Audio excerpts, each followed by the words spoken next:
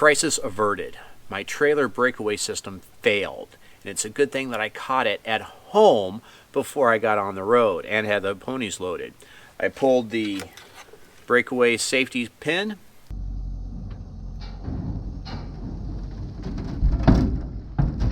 and the wheels kept rolling, so something's wrong in this system.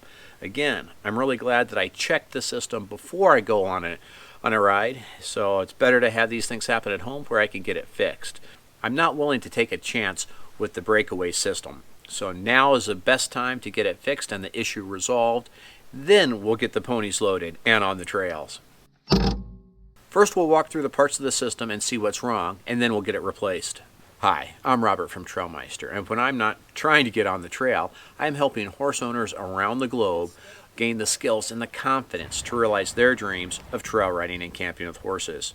Before we get too much further, please click on that like and subscribe buttons below and use our Amazon links to help us keep creating content for you. Now, let's get back to fixing this trailer. A trailer breakaway system is designed to bring the trailer to a safe stop if it becomes disconnected from the tow vehicle. And for this to happen, not only do you need functional electric brakes, you also need a breakaway system that is functioning. And that's the problem here, it's not functioning. To test the breakaway system, I unplug the trailer from the truck because I don't want the truck trailer electrical signals interfering with anything. I want to imagine that the trailer is completely detached from the tow vehicle, and I pull the pin from the breakaway switch. And what should happen is the trailer tires should lock up. All of the energy from the breakaway battery, when you pull the switch, is going into the trailer brakes. So the brakes should lock up, and when I try to slowly pull forward, those brakes should seize and cause the tires to lock up and to skid on the dirt. That's not happening here. So I know the brakes are functioning because they work fine when I'm plugged into the trailer, so something is wrong within the breakaway system. I tested the battery, and I even put it on the charger. The battery's dead. It's time for a new one.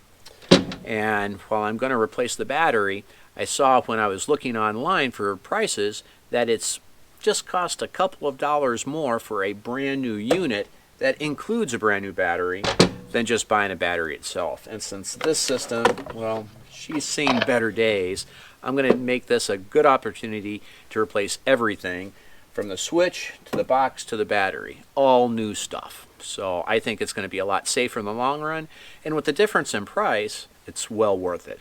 Now, let's get the old system removed and the new system put in.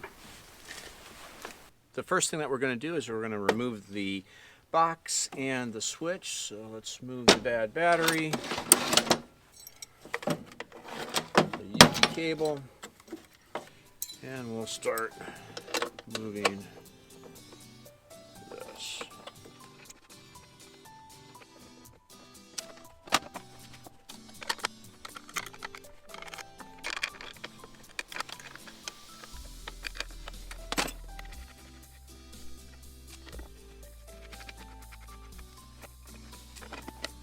Okay.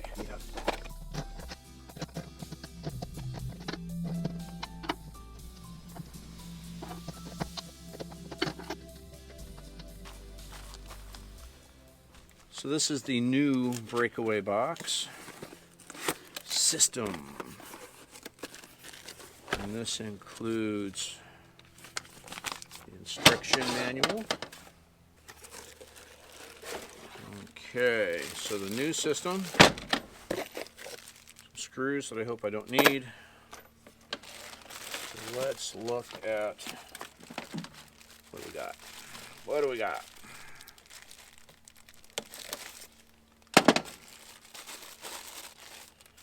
Just the new breakaway switch, pretty easy peasy. We'll put that on in a moment. Alright, so our hole pattern lines up, same as the old one. Hooray. So we'll take these wires and thread them down. We have 3 wires, and according to the instructions, it comes with an instruction manual. So we have a blue, a black, and a white wire.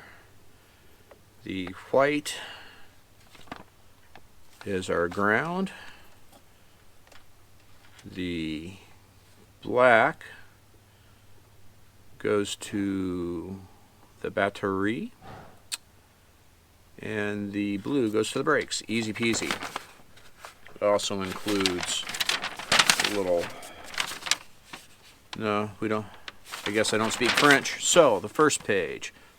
Splice the blue wire of the breakaway to the electric brake wire coming from the trailer side connector. Easy peasy. Connect the black labeled battery wire of the breakaway switch to the blue wire labeled brake from the breakaway box. Splice white wire from breakaway box to existing ground wire on trailer, or ground directly to the trailer frame. We are going to ground it directly to the trailer frame. And these go to the battery. So let's slide these through. And we'll start getting things together underneath.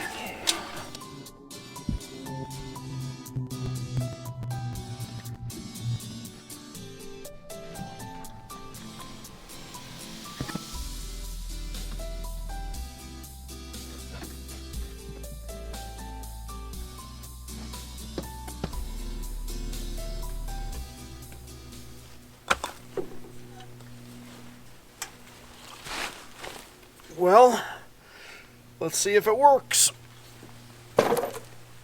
So when I pull the pin, the trailer wheel should lock up. Let's check to make sure the trailer wheel is rolling right now.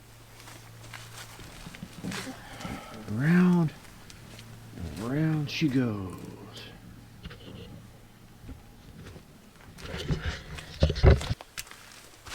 Okay, the trailer wheel is rolling freely now. If I pull the pin, all of the energy from the battery should be now flowing through the switch back to the trailer brakes, and it should be locked up tight. Let's check. Out.